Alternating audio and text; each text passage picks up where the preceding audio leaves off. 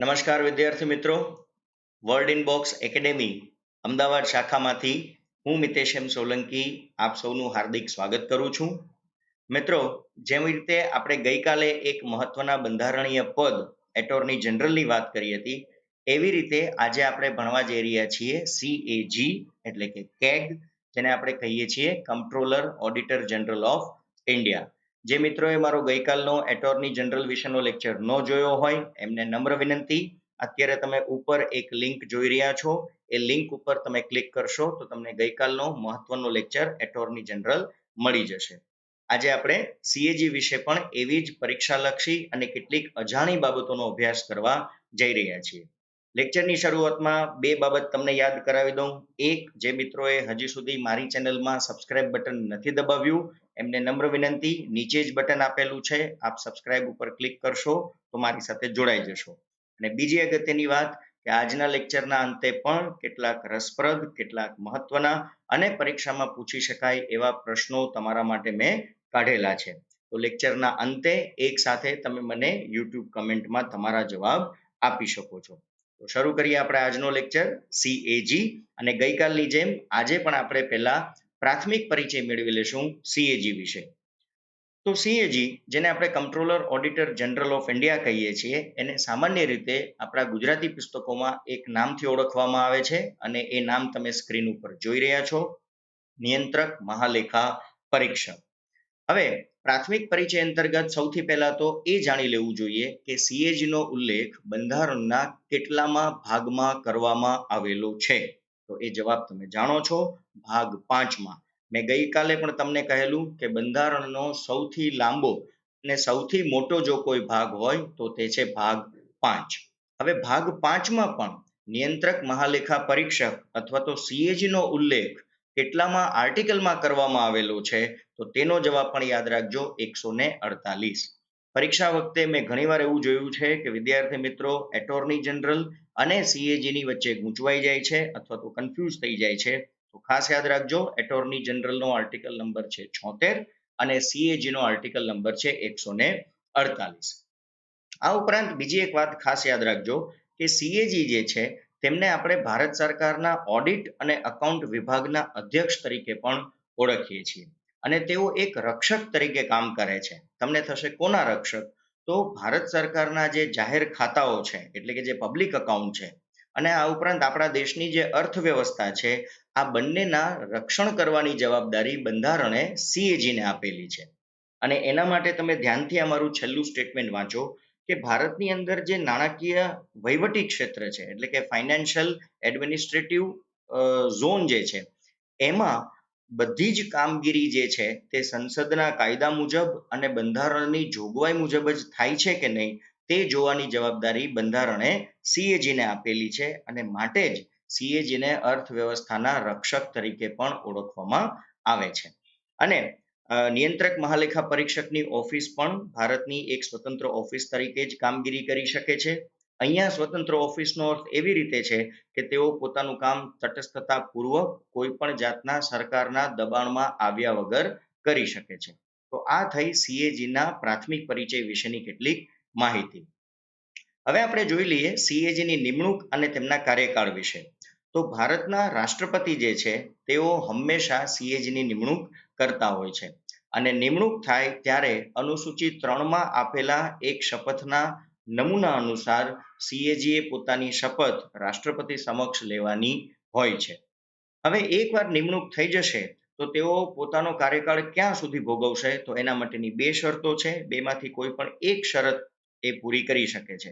ત્યાં તો એ પોતાના 6 વર્ષનો કાર્યકાળ પૂરો ભોગવશે, અથવા તો એમને જો 65 વર્ષની ઉંમર પૂરી થઈ જશે તો એમનો કાર્યકાળ ત્યાં સ્થગિત થઈ જશે. એટલે ધારો કે કોઈ વ્યક્તિની નિમણૂક 63માં વર્ષે CAG તરીકે ભારત સરકાર કરે છે, તો એમનો કાર્યકાળ માત્ર 2 વર્ષનો રહેશે, કારણ કે 63 પછી 64 અને 65 આ 2 વર્ષ સુધી એ કામગીરી કરી શકશે.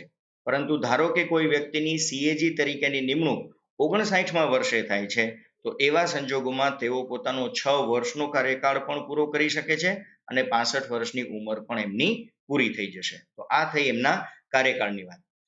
પરંતુ કાર્યકાળ દરમિયાન જો સીએજી પોતે એવું ઈચ્છે કે મારે રાજીનામું આપવું છે તો તેઓ પોતાનું સ્વૈચ્છિક રાજીનામું ભારતના રાષ્ટ્રપતિને સંબોધીને આપી શકે છે. સામાન્ય રીતે એવું તમને જોવા મળશે બંધારણમાં, સામાન્ય રીતે કે જે વ્યક્તિ દ્વારા નિમણૂક થતી હોય એ વ્યક્તિને તેઓ પોતાનું રાજીનામું આપી શકતા હોય છે. પરંતુ અહીંયા નિવૃત્તિ અને રાજીનામા સિવાયનો એક ત્રીજો વિકલ્પ પણ છે. સીએજીને પોતાના પદ ઉપરથી પદભ્રષ્ટ કરવાની જોગવાઈ પણ બંધારણમાં આપવામાં આવેલી છે. પરંતુ યાદ રાખજો, સીએજીને હટાવવા માટે માત્ર અને માત્ર બેમાંથી કોઈ એક કારણ અથવા બંને કારણ જે અહીંયા દર્શાવેલા છે એ જ જવાબદાર છે. ત્રીજા કોઈ કારણના આધારે ભારતના સીએજીને પદભ્રષ્ટ કરી શકાતા નથી. તો આ બે કારણો કયા છે? તો એમાંનું પહેલું કારણ છે સીએજીની અસમર્થતા, એટલે કે ઇનકેપેબિલિટી ઓફ પરફોર્મિંગ હિઝ ડ્યુટી. જો સીએજી પોતાને મળેલી જવાબદારી ન નિભાવી શકતા હોય તો એવા સંજોગોમાં એને આપણે અસમર્થ સીએજી કહેશું અને તેવી પરિસ્થિતિમાં એમની સામે પદભ્રષ્ટની પ્રક્રિયા શરૂ થઈ શકે છે. અને બીજું કે જો સીએજી પોતાના પદ ઉપર જ્યારે કાર્યરત હોય ત્યારે બંધારણની કોઈ જોગવાઈનો ભંગ કરે, બંધારણ દ્વારા આપવામાં આવેલી સત્તાનો દુરુપયોગ કરે અથવા તો બંધારણની મર્યાદાનો ભંગ કરશે તો તેને બંધારણ સાથે ગેરવર્તણૂક કરી છે એવું કહેવામાં આવશે અને એવા સંજોગોમાં પણ સીએજીને હટાવવાની પ્રક્રિયા શરૂ થઈ શકે છે. તો હવે આ પદભ્રષ્ટ કરવાની પદ્ધતિ એટલે શું અને એ કેવી હોય એની વાત કરીએ. તો સીએજીને પદભ્રષ્ટ કરતા પહેલા એક વાત તો એ નોટ કરી લો કે સીએજીના કાર્યકાળને બંધારણીય રીતે એક ગેરંટી આપવામાં આવેલ છે. અને આ ગેરંટી શું છે? તો કે ભાઈ સીએજીની નિમણૂક તો આપણે સીધી કરી શકીએ છીએ, પરંતુ એમને સીધા હટાવી શકાતા નથી. એક એક્ઝામ્પલ દ્વારા સમજાવું કે ધારો કે આજે કોઈ એક વ્યક્તિને સીએજી તરીકે રાષ્ટ્રપતિએ નિમણૂક કરી, તો નિમણૂક તો સીધી થઈ ગઈ, પરંતુ 2-4 મહિના પછી કે એકાદ વર્ષ પછી ભારત સરકાર એવું કે અમને સીએજી પસંદ નથી અથવા તો સીએજીની કામગીરીથી અમે નારાજ છીએ, માટે હવે સીએજીને હટાવવાનો આદેશ કરવો છે, તો એ કરી શકાતો નથી. આ બહુ સરસ વસ્તુ છે મિત્રો. આનાથી થાય શું કે સીએજીનું પદ જે છે એ ગેરંટીડ એક પદ થઈ ગયું. આને લીધે હવે સીએજી પોતે તટસ્થતાપૂર્વક અને કોઈ પણ જાતના દબાણમાં આવ્યા વગર ભારત સરકારના હિસાબોનું ઓડિટ કરી શકે છે.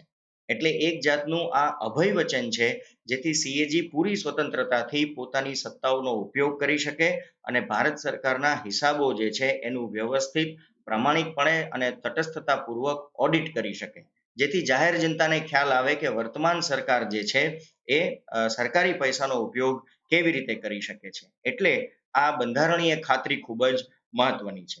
અને અગાઉ જેમ મેં કહ્યું એ મુજબ હટાવી શકાય છે, પરંતુ હટાવવા માટે બેમાંથી કોઈ એક કારણ જ હોઈ શકે. યા તો એ પોતે કામ કરવા માટે સક્ષમ નથી અથવા તો તે પોતે બંધારણીય જોગવાઈનો કોઈ ભંગ કરે છે, તો અને તો જ એમને પદભ્રષ્ટ કરવાની પ્રક્રિયા શરૂ કરી શકાય છે. અને એ પ્રક્રિયા શું છે? તો બંધારણમાં તમે આ વાક્ય વારંવાર વાંચશો કે સીએજીને પદભ્રષ્ટ કરવાની પ્રક્રિયા એ સુપ્રીમ કોર્ટના ન્યાયાધીશને હટાવવાની પ્રક્રિયા જેવી જ રાખવામાં આવેલી છે. એનો અર્થ કે બંને ગૃહમાં, એટલે કે લોકસભા અને રાજ્યસભા, આ બંનેમાં વિશેષ બહુમતી મેળવવી જરૂરી છે. એટલે કે 2/3 લોકસભામાં અને 2/3 રાજ્યસભામાં જો બહુમતી મળે તો અને તો જ પછી રાષ્ટ્રપતિ સીએજીને પદભ્રષ્ટ કરવાનો આદેશ કરી શકે છે. તો આ વાત થઈ એમના પદભ્રષ્ટ વિશેની. હવે વાત કરીએ આપણે એમના પગાર અને એમના ખર્ચ વિશેની વાતો. તો ગઈકાલે મેં તમને એટોર્ની જનરલમાં એક ખાસ વાત કહેલી કે એટોર્ની જનરલના પગારનો ઉલ્લેખ ભારતની અનુસૂચિ 2માં કરવામાં આવેલો નથી.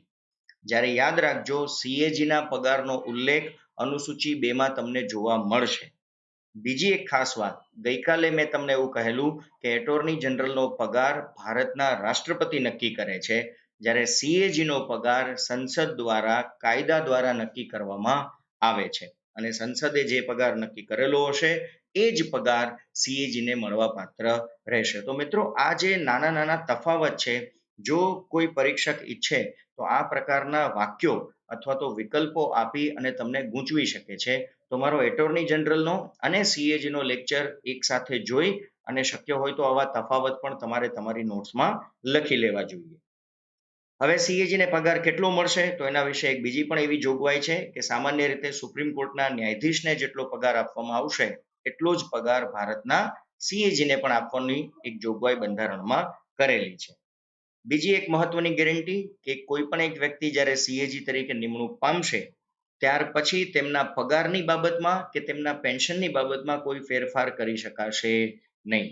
એટલે જે કોઈ પણ રકમ એમની નિમણૂક સમયે નક્કી કરવામાં આવી હશે સંસદ દ્વારા એ જ પગાર એમને 6 વર્ષ સુધી મળશે અને પછી જે પેન્શન મળવા પાત્ર છે એ પણ એમને મળતું રહેશે. એમાં કોઈ નકારાત્મક ઘટાડો નહીં કરી શકાય. મતલબ કે પગાર કે પેન્શનમાં ઘટાડો નહીં થઈ શકે, વધારો શક્ય છે.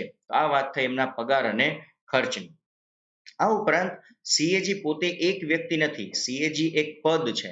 તો ઓબ્વિયસ છે કે એમના પદની સાથે એમને એક મોટી ઓફિસ મળી હશે. ઓફિસ હશે તો ઘણા બધા કર્મચારીઓ એમના હાથ નીચે કામ કરતા હશે.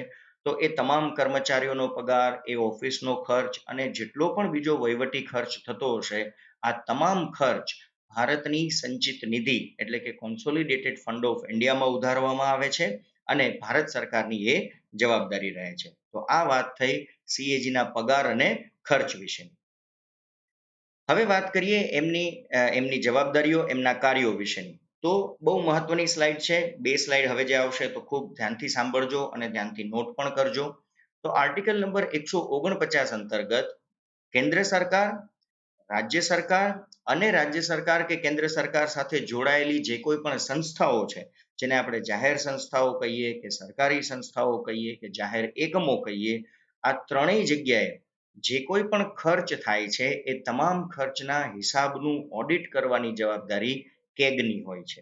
અને એનો આર્ટિકલ નંબર ખાસ યાદ રાખજો, આર્ટિકલ નંબર 149. તો જુઓ, તમે જોઈ રહ્યા છો, કેન્દ્ર સરકાર, રાજ્ય સરકાર અને કેન્દ્ર શાસિત પ્રદેશ આ ત્રણેય માટે સંચિત નિધિમાંથી જે કોઈ પણ પૈસા સરકાર વાપરે છે એ તમામ ખર્ચનું ઓડિટ સીએજી નિયમાનુસાર સમય મર્યાદામાં રહીને કરતા રહેતા હોય છે. આ ઉપરાંત કેન્દ્ર સરકાર અને રાજ્ય સરકાર બંને પાસે તમને ખ્યાલ છે આકસ્મિક નિધિ એટલે કે કન્ટીજન્સી ફંડ રહેલું હોય છે અને બીજું હોય છે પબ્લિક અકાઉન્ટ, જેને આપણે જાહેર નિધિ કહીએ છીએ. તો આ બંને જે ખાતા છે, આકસ્મિક અને જાહેર નિધિ, એમાંથી પણ સરકાર જ્યારે જ્યારે કોઈ પૈસા ખર્ચ કરે તો તેનું ઓડિટ કરવાની જવાબદારી પણ સીએજીની છે.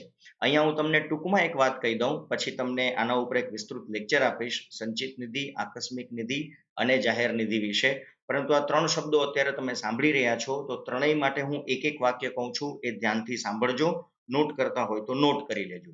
સંચિત નિધિ એટલે ભારત સરકારનું એવું અકાઉન્ટ કે જેમાં સરકાર આવક જમા કરતી હોય, પછી એ ટેક્સ દ્વારા આવક થતી હોય, નોન ટેક્સેબલ આવક હોય કે સરકારના જાહેર એકમોનો જે નફો હોય, આ બધી જ બાબતો સંચિત નિધિમાં જમા કરવામાં આવતી હોય છે, જેમાંથી ભારત સરકારનો તમામ ખર્ચ કાઢવામાં આવતો હોય છે. તો આ થઈ વાત સંચિત નિધિ. આકસ્મિક નિધિ જે છે એને આપણે કન્ટીજન્સી ફંડ કહીએ છીએ. એમાં આવક કોઈ સીધી નથી હોતી, પરંતુ સંચિત નિધિમાંથી જ કેટલીક અમાઉન્ટ અત્યારની તારીખમાં 500 કરોડ રૂપિયા જે છે તે આકસ્મિક નિધિમાં રિઝર્વ રાખવામાં આવે છે. અને નામ પ્રમાણે જેનો ખર્ચ થાય છે, આકસ્મિક નિધિનો અર્થ જ કે જ્યારે કોઈ કુદરતી આફત આવે તો એવા સમયે બચાવ માટે અહીંથી પૈસા ઉપાડવામાં આવતા હોય છે. અને જાહેર નિધિ એટલે કે પબ્લિક અકાઉન્ટ, જ્યાં લોકો પોતાના ખિસ્સામાંથી પૈસા આપે, જેમ કે તમે પ્રોવિડન્ટ ફંડમાં આપો છો, જેમ કે તમે બેંકમાં ફિક્સ ડિપોઝિટમાં પૈસા આપો છો, બરાબર છે. આ બધા જ પૈસા જાહેર નિધિના પૈસા કહેવાય છે, જે સરકાર પાસે જમા હોય છે અને સરકાર એક ગેરેન્ટર અને એક બેન્કર તરીકે તમારા પૈસા સાચવતી હોય છે. તો આ ત્રણેય ખાતામાંથી ભારત સરકાર કે રાજ્ય સરકાર જ્યારે જ્યારે પૈસા ખર્ચ કરશે તો તેનો હિસાબ જાળવવાની જવાબદારી સરકારની છે અને એ હિસાબનું ઓડિટ કરવાની જવાબદારી એ સીએજીની છે. તો આનો એક હું વિસ્તૃત લેક્ચર તો લઈશ, પણ અત્યારે તમને પ્રાથમિક સમજ માટે મેં આ 3 અકાઉન્ટ વિશે વાત કરી. આ ઉપરાંત કેન્દ્ર સરકાર અથવા રાજ્ય સરકાર ઘણા બધા વ્યાપાર કરતી હોય, એટલે કે એક્સપોર્ટ ઇમ્પોર્ટ આપણે કરતા હોઈએ છીએ, આપણે ઘણું બધું ઉત્પાદન કરતા હોઈએ છીએ, જેને આપણે મેન્યુફેક્ચરિંગ કહીએ છીએ, જેના ઉપર ભારતનું અર્થતંત્ર પણ આધાર રાખે છે. તો એમાંથી સરકારને ઘણીવાર નફો થતો હોય છે, ઘણીવાર નુકસાન પણ થતું હોય છે, ઘણીવાર સરકાર સબસિડી આપતી હોય છે, રાહત દરે અનાજ આપવું, આ બધી સબસિડી છે. તો આ તમામ બાબતો ભારત સરકારના પૈસા એટલે કે આવક અને જાવક સાથે જોડાયેલી છે. તો આ તમામ બાબતોનું ઓડિટ કરવાની જવાબદારી પણ બંધારણે સીએજીને આપેલી છે. તો એક રીતે તમે જુઓ તો સીએજી એ સરકાર ઉપર બેઠેલા એક રીતના અકાઉન્ટ અધિકારી છે. આ ઉપરાંત એવી ઘણી બધી સંસ્થાઓ હોય છે કે એવી ઘણી બધી કંપનીઓ હોય છે કે જેને કેન્દ્ર સરકાર અથવા રાજ્ય સરકાર દ્વારા નાણાકીય મદદ મળતી હોય, જેને આપણે ફાઇનાન્શિયલ એડ કહેતા હોય છે. એવી કોઈ પણ કંપની કે જેને સરકાર પૈસા આપતી હોય અથવા સરકાર નાણાકીય મદદ કરતી હોય, તો એવી પણ દરેક કંપનીના હિસાબોનું ઓડિટ કરવાની સત્તા બંધારણે સીએજીને આપેલી છે. અને આ ઉપરાંત સરકારી જાહેર એકમ જેમ કે ઈસરો છે, જેમ કે રેલવે છે, આ બધા સરકારી જાહેર એકમ છે, તો એ તો સરકાર હસ્તગત જ છે. માટે એમના ખર્ચ ઉપરનું ઓડિટ કરવાની જવાબદારી પણ બંધારણે સીએજીને આપેલી છે. તો સીએજી પાસે ઘણી બધી વિસ્તૃત કામગીરી છે, એ તમે અહીંયા જોઈ શકો છો. આગળ એમના બીજા કાર્યોની વાત કરીએ તો આર્ટિકલ નંબર 150 અંતર્ગત ખાસ યાદ રાખજો, આ બહુ મહત્વનો આર્ટિકલ છે. કેન્દ્ર સરકારે અને રાજ્ય સરકારે હિસાબ કયા ફોર્મેટમાં જાળવવો, આવક અને જાવક કયા ફોર્મેટમાં જાળવવું, એ નમૂનો, એ ફોર્મેટ પણ સીએજી દ્વારા જ નક્કી કરવામાં આવે છે. એટલે આપણે જેવી રીતે આપણી ડાયરીમાં આવક અને જાવક લખીએ છીએ એ રીતનો હિસાબ ચાલે નહીં. સીએજી પોતે એક ફોર્મેટ બનાવીને સરકારને આપશે કે તમારી આવક, જાવક, નફો, નુકસાન એ તમારે આ જ ફોર્મેટમાં ભરવાનું રહેશે અને એ જ ફોર્મેટ પછી સીએજી જે છે તે ઓડિટ કરતું હોય છે. તો આ એક મહત્વની સલાહ એ સીએજી દ્વારા આપવામાં આવતી હોય છે. ત્યાર પછી 151 નંબરનો આર્ટિકલ પણ સામાન્ય રીતે વર્ગ 3માં વિદ્યાર્થીઓને ભણાવી દેવામાં આવે છે, પણ હું તમને અલગ અલગ આર્ટિકલની જોગવાઈ સાથે ભણાવવાનો પ્રયત્ન કરું છું. તો આર્ટિકલ 151 અંતર્ગત યાદ રાખજો, સીએજી પોતાનો અહેવાલ ભારત સરકારને સોંપતા નથી. બીજું મહત્વનું સ્ટેટમેન્ટ કે ભારતના વડાપ્રધાન પણ સીએજીને કોઈ આદેશ આપી શકતા નથી. સીએજી જે કંઈ પણ ઓડિટ કરશે, એનો જે કંઈ પણ અહેવાલ તૈયાર કરશે એ સીધો જ રાષ્ટ્રપતિને જમા કરાવશે અને રાષ્ટ્રપતિ આ અહેવાલને સંસદના બંને ગૃહમાં રજૂ કરાવડાવશે. જો એ રિપોર્ટની અંદર કોઈ રાજ્ય સંબંધિત અગત્યનું કોઈ ઓબ્ઝર્વેશન હશે, કોઈ નિરીક્ષણ હશે અથવા તો રાજ્યને જાણ કરવું જરૂરી હશે, તો એક કોપી સંબંધિત રાજ્યના રાજ્યપાલને પણ સોંપવામાં આવશે અને રાજ્યપાલ એ બાબતને રાજ્યના વિધાનમંડળમાં એટલે કે વિધાનસભા અને વિધાન પરિષદની અંદર રજૂ કરશે. તો આ બહુ મહત્વની પ્રક્રિયા છે જે સીએજી દ્વારા કરવામાં આવતી હોય છે.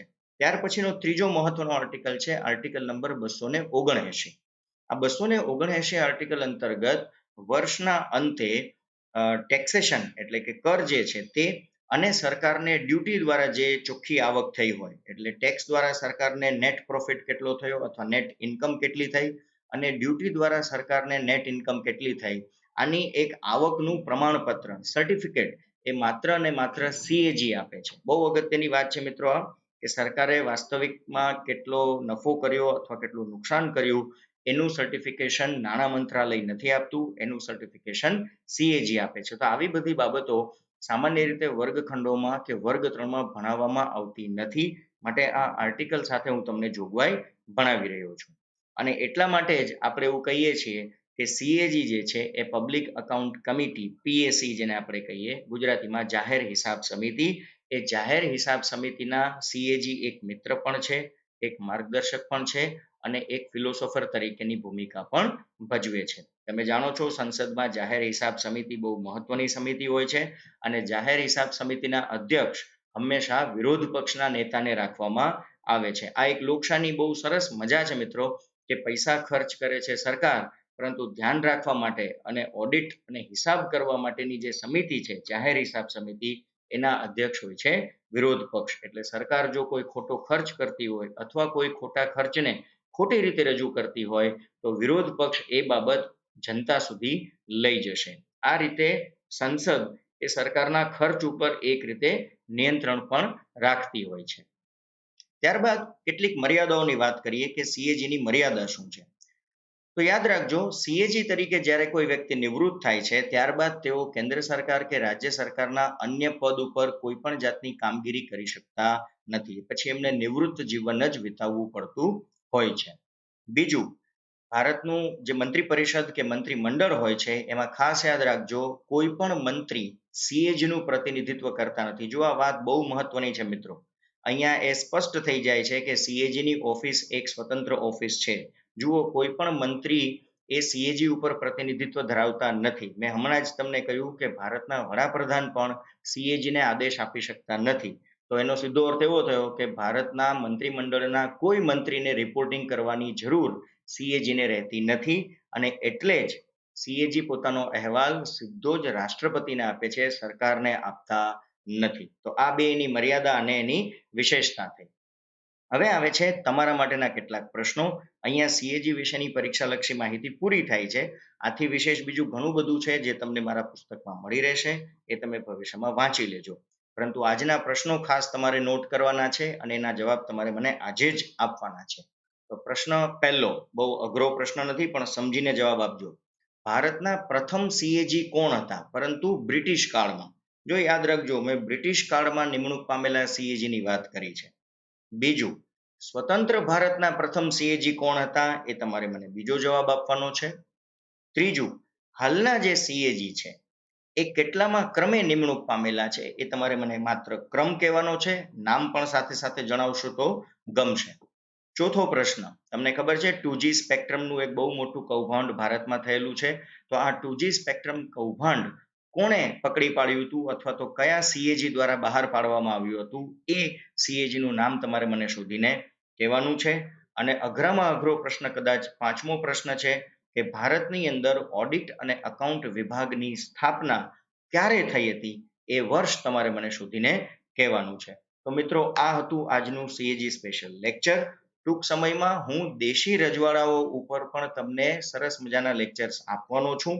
તમારા મિત્રોને આ લેક્ચર્સ વિશે તમે જાણકારી આપશો તો ગમશે. જો તમે મારી ચેનલ સબસ્ક્રાઇબ નથી કરી તો કરી શકો છો. તમારી કોઈ અપેક્ષા હોય, કોઈ પ્રશ્ન હોય, તમે કોઈ ચોક્કસ ટોપિક મારી પાસે ભણવા માંગતા હો તો યુટ્યુબ કમેન્ટમાં લખજો. સમય આવ્યે બનશે તો બધા ટોપિક ઉપર હું લેક્ચર બનાવવાનો પ્રયત્ન કરીશ. ટૂંક સમયમાં ફરી મળશું એક નવા વિષય સાથે. ત્યાં સુધી આભાર.